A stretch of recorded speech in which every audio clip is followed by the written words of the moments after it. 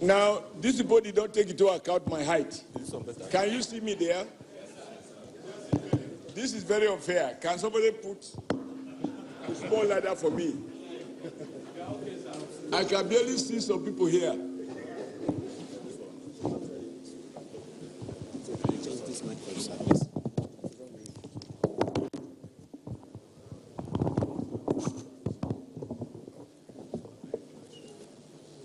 Well, I will try and move away a little bit. This is not my photo. Members of the National Working Committee, honorable members elect of the Federal House of Representatives, ladies and gentlemen, let me, on behalf of our great party, the All Progressive Congress, on behalf of our entire leadership, including Mr. President, President Muhammad Buhari, and the entire members of our party, congratulate each and every one of you on your well-deserved election as honorable member representing your respective federal constituencies. As a party, we are proud that the Nigerian people in your respective constituencies has reposed confidence in the All Progressive Congress. I was looking at the numbers this morning, and I realized that at the level of the House of Representatives, the Nigerian people gave the APC a resounding vote of confidence. Before the election, we had about 190 members. As we speak, the Nigerian people re-elected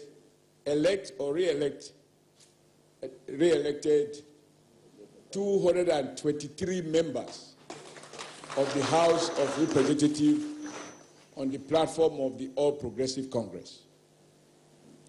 This gives us overwhelming majority, almost two-thirds, that we need even if we want to amend the Constitution.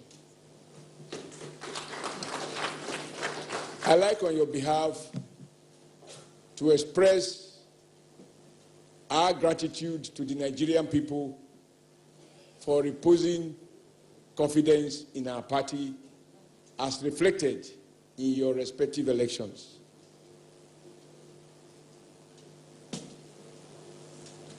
I'm happy to say that by the same token, the Nigerian people have expressed less confidence in the major opposition,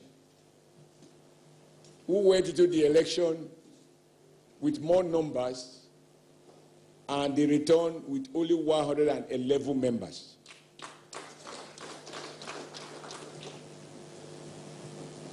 I think we can do better by clapping for the Nigerian people.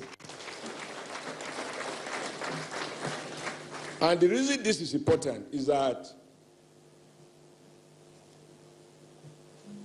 it's easy the first time to ask people to give you the benefit of the doubt. But when you have occupied an office for 4 years and the people choose to favor your party to the extent that they have favored the All Progressive Congress, it is a thing of joy for which we must be grateful to Almighty Allah, Almighty God, and to the Nigerian people for voting wisely and giving our party the numbers we need to carry through our legislative agenda.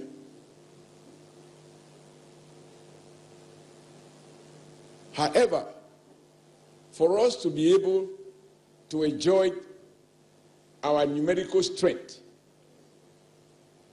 in the House of Representatives,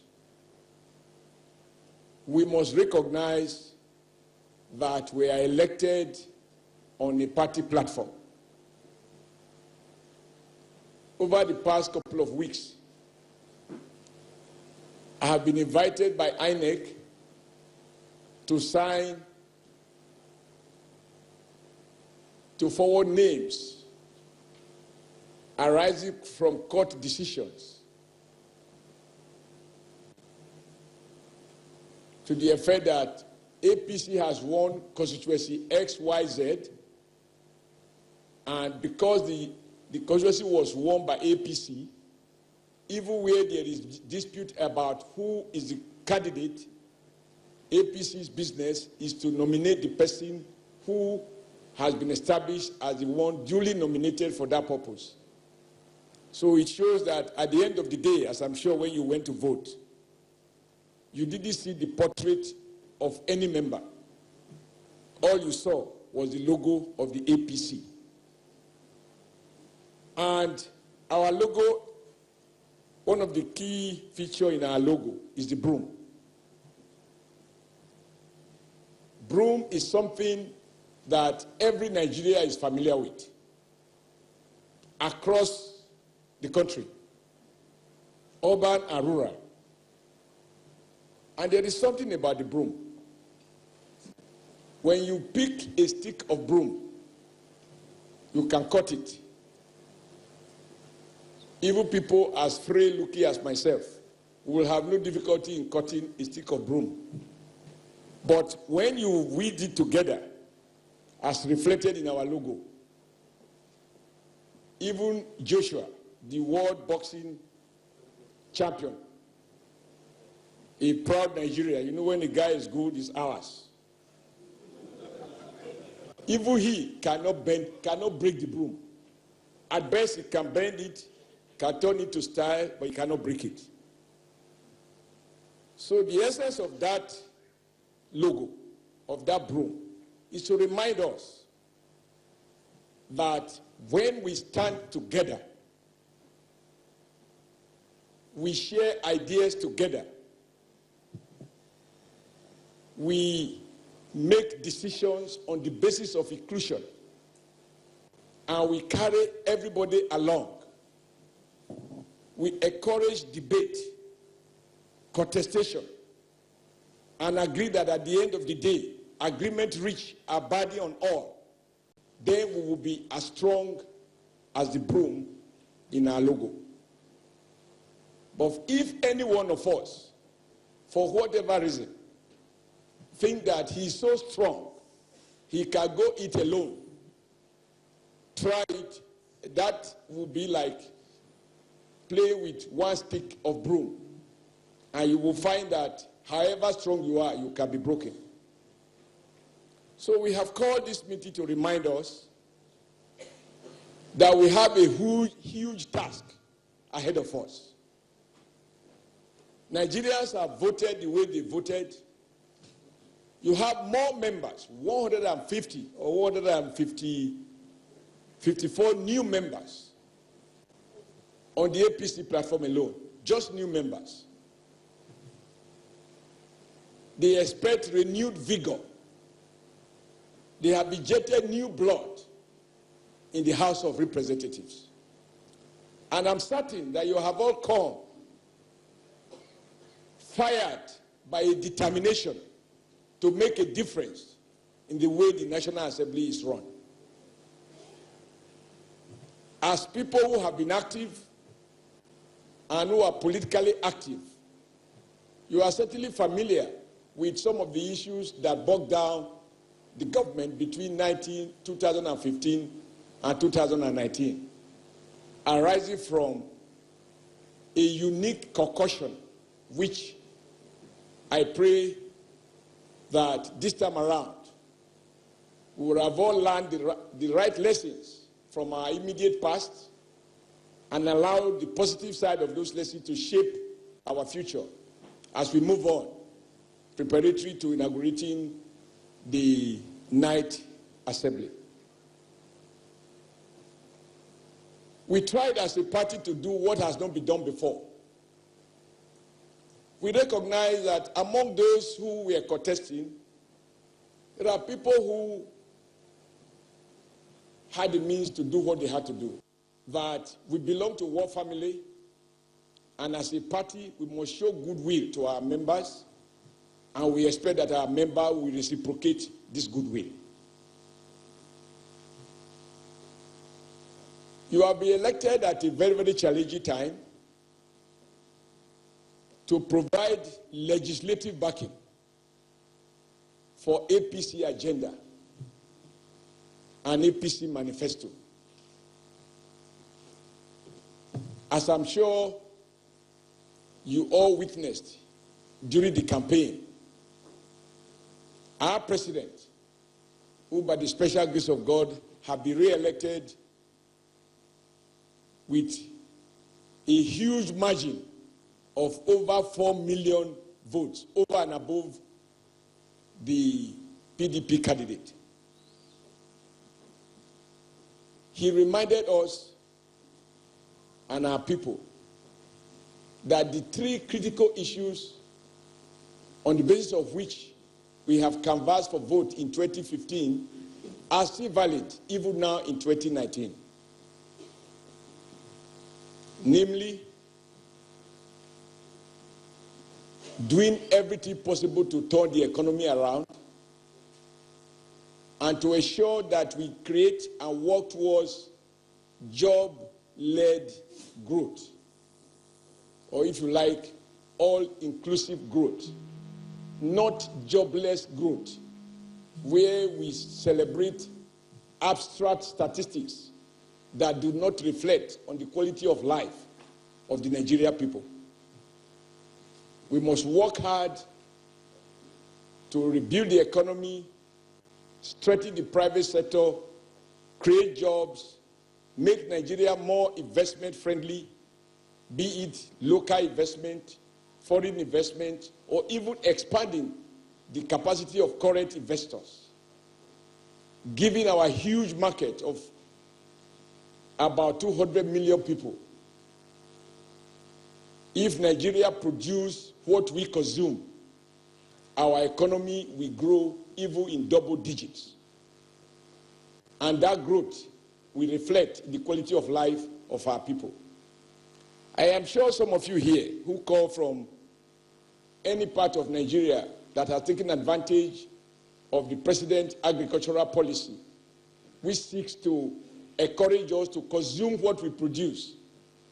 And I will limit myself only to one item, rice, that Nigeria had spent billions importing over the years, and where the previous government had a contradiction in which, while on the one hand, they claimed to be promoting agriculture, on the other hand, they were busy issuing import licenses for people to import rice, and most of the time they imported expired rice to compete with Nigeria grown rice.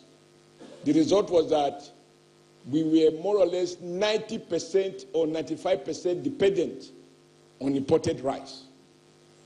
Today, based on the consistency and commitment of President Muhammadu Buhari, we are proud to say that if a Nigerian is eating rice today, about 90% of that rice is produced by Nigerians in Nigeria. But we need to deepen this commitment, sustain it, and take it to the next level, such that we will not only produce enough to feed 200 million mouths, we should produce enough to export to other countries, so that we can produce all of the things that any human being can produce in any other part of the world. What has been missing is leadership, and that President Buhari has brought. And the result we all can see. But sustain and deepen policies. And I'm sure some aspect of it will require legislative intervention. We need to reinvent the manufacturing sector As a textile worker, I would like to have all our garments, and I can see all of you, people like me, because of my size, 2 meters might be enough. But for some of you, you are wearing 8 meters. With that level of consumption per capita, if we have sensible and sustainable industrial policy in place,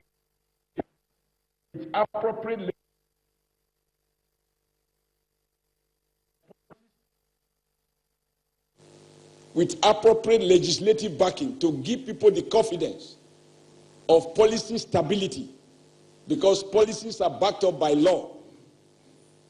Even to clothe half of our population, we generate more than 10 million jobs in the textile sector alone.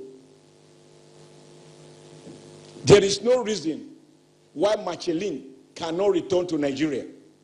It was here before. It left during PDP. It must return during APC.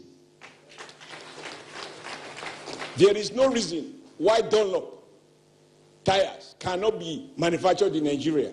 They close shop, they can return. If we have a sensible industrial policy and trade policies that discourage importation of these items, which we were producing before, but which left us because PDP had a policy regime that punishes production at home and reward import, thereby exporting our jobs and importing unemployment and the concomitant poverty to the country. All of this will require a collaborative and imaginative National Assembly. We need to pursue sensible monetary policies. Our central bank policies must be seen such that they do not price the cost of funds out of the reach of investors. There must be a synergy between our monetary policies, our fiscal policies, our trade policies, our industrial policies. There must be some coherence so that our country can witness sustainable growth, get our young people busy. Of course, we spent a lot of time during the campaign talking about not too young to run. Now that people have run and some have got into destination like you, it is time to say not too young to work, not too young to produce, not too young to be active in the economic life of our country. Now, that task of rebuilding the economy, creating more jobs, and getting people busy, both the young and the not too young, making those who are patient to enjoy life after work, that will be a responsibility that I believe will require legislative intervention. I mean, we can go on and on and on. But just to say that President Buhari has a rare opportunity to now think of what legacies he's going to leave behind for Nigeria. He has spoken about corruption. And you know, if there is one factor that explains the Nigeria paradox of a country that is so rich and its people are getting poorer, that factor is corruption. Somebody said it to me just yesterday, that those who complain now, or many who are complaining their life is tough, if you look them, there are those who were living well without working. What we owe the Nigeria people is to create an environment for everyone to work and to earn decent wages, and for investors to have decent return on their investment. That is what public policy requires. Government is basically an enabler. But that enabler requires not just executive action, it also requires legislative backing. And to fight corruption, you have seen how corruption has been fighting back. They have called our president all sorts of names. Even people who are on a good day you consider knowledgeable, somewhere to the ridiculous extent of saying that the man is not the man we elected. This one is clone. So corruption is fighting back. So he will need a strong support from the National Assembly and the House of Representatives to confront and deepen this fight to the next level. He reminds us that, yes, we are proud that we are able to conduct election in 774 local governments. And throughout the electioneering campaign, there was not one rally that was alleged to have been disrupted or bombed by Boko Haram. That was a huge achievement in terms of security. And that is why those who didn't know the progress that has been made were wondering why our Nigeria brothers and sisters in the Northeast voted in the numbers that they voted.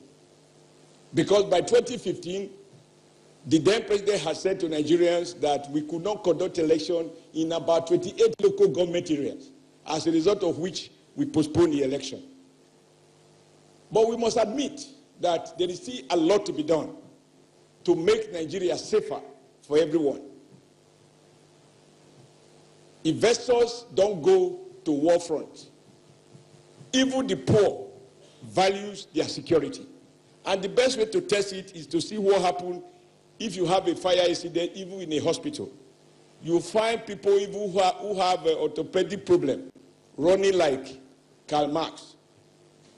So people want to feel safe and secured.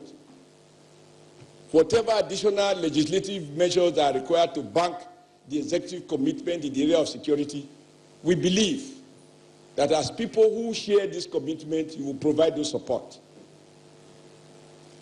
But just to say that there is a lot to be done, taking Nigeria to the next level, to give everybody a sense of pride and a sense of dignity.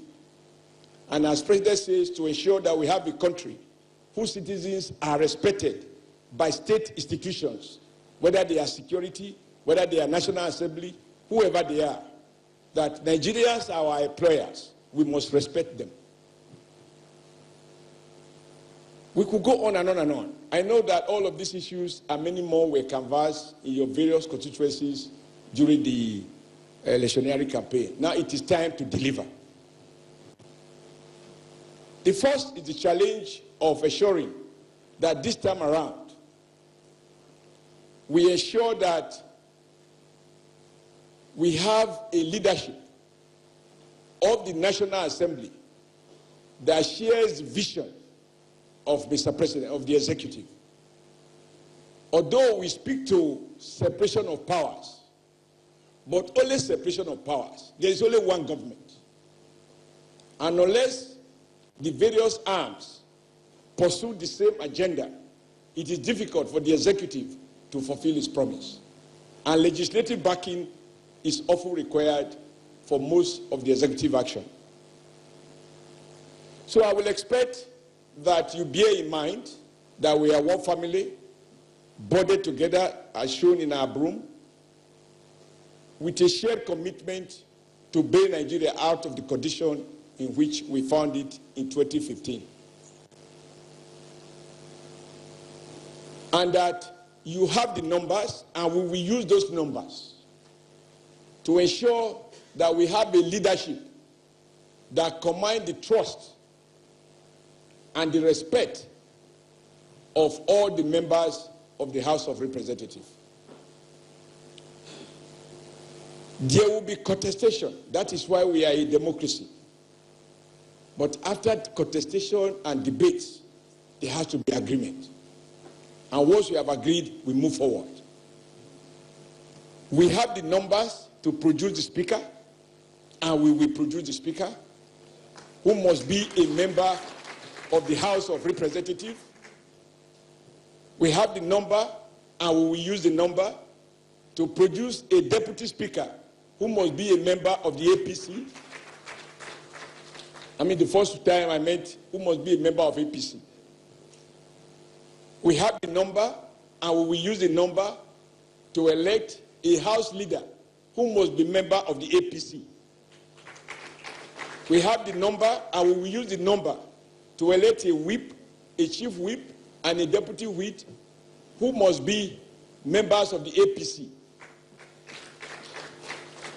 I think the only position that we are not interested in is the minority leader. Let it remain minor in the hands of the minors in the opposition. We will not share power in the House of Representatives. And the leadership must ensure that critical committees that drives government are chaired only by APC members. If the Nigerian people wanted the opposition to be chairman of committees, they would have voted for them. So all the chairmen of committees, except one that I understand is statutorily reserved for opposition, which is public accounts, they can have that.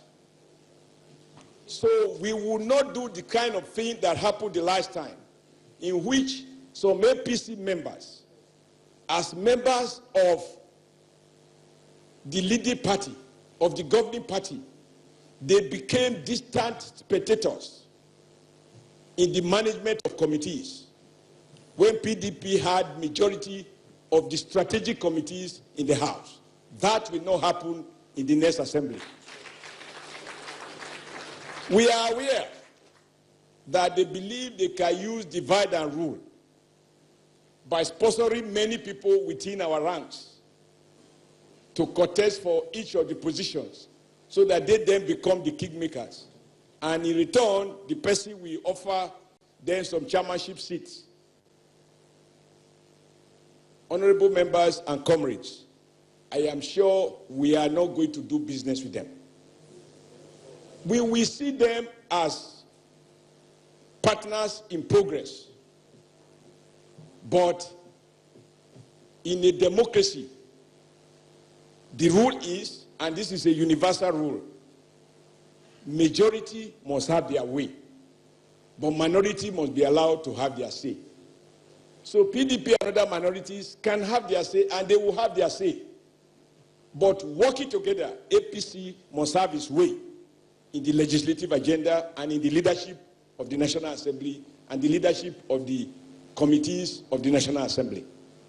I thought we should make these things clear so that those who may not understand what is happening don't fall into the trap. We hear some people in opposition who, on their own, with their eyes open, got drunk with power and walked out of APC, order an umbrella that is torn, and now they are being beaten by rain, and they are hoping that they can take part of our broom to patch up their defective umbrella. Are we going to oblige them? No. If anyone thinks he is sophisticated, there are no members of the House of Representatives, whether old or new, ranking or fresh, that is more sophisticated, more knowledgeable, more committed than yourself that are here. And so any of them thinking that they will use divide and rule, they will play tricks, is to think that they are smarter than us. If they were smart, they will not have walked away from a room well covered to go and pitch under an umbrella that can't cover them now. So they will have to go for minority position, and they will fight it there. So please don't allow anybody to divide you. We will carry out extensive consultation with the President of the country, President Muhammadu Buhari, consultations with all the leaders of our party, and reflect the reality of our politics as reflected in the letter and the spirit of our Constitution, which recognize the geopolitical nature of our country, so that we will work out a sensible zoning formula that seeks to carry everybody along and give people chances to demonstrate their capacity and their capability. That way, we will be able to have a leadership without rancor. So we are working on that, but I thought I should let you know so that you don't begin to Somebody told me the opposition is already doing something, looking for money to bribe people, and I said, no, we are anti-corruption. We cannot be corrupted. If they bring 1 billion to each member, a PDP person will not be speaker. A PDP person will not be deputy speaker. A PDP person will not be whip. A PDP person will not be leader. A PDP person will not take any of the committees that are meant for the ruling party. We are determined to achieve that. Be rest assured that the party will stand by you, the party will stand with you, and together we will redefine the way in which we have run government. We want to have a new approach in which the executive, as represented by the president, leaders of the National Assembly, and leaders of the party sitting together to discuss public policy choices. If there are new legislative proposals, we have in-house conversation on it. Everybody understands what it is about, and then we can go to the parliament and debate it. Nobody wants a rubber stamp parliament. We want parliament that will add value. But to debate, to contest is fine, provided we don't then convert ourselves to a debating society as an end in itself. At the end of the day, we must understand that the whole purpose is to improve on the quality of governance in the interest of the people of Nigeria. I want to thank you so much for coming, and I want to assure you, we will stand by you, we will stand with you. If there are issues that you think we can address, we'll be happy to address them. We will take you for granted, and I know you will not take us for granted. We really want to build a party that you can be proud of. In the near future, we are looking at setting up an institution for progressive studies so that people understand what and how we are different from the other political parties. The core values of progressive politics as opposed to conservative politics. I'm sure you saw the difference during the campaign, even though most people didn't speak to it. Why the president wants to strengthen the institution, strengthen the naira, give greater confidence on our economy. You heard the PDP saying, even NPC, they will put it on sale, even if they will kill them. If they sell NNPC, what will be left of Nigeria? That is where we are different. You heard them say they are going to float the naira. It can become 1,000 naira to $1. We are saying, no, we will manage our currency the way the Chinese manage their economy, manage their currencies. We like the market, but the market can be a beast if it is not controlled. Because the primary purpose of profit-driven business does not always coincide with the welfare purpose of government. So the state must intervene to ensure that the economy works for the benefit of the citizens. So I want to thank you so much, and I think it's only fair that we allow some of you to make some remarks. We are not debating any issues here. I just thought I should take you through this first meeting and rub minds on what I think the challenges are going to be. But I'm sure together we will work with the president to take Nigeria to the next level. Thank you, and you are welcome.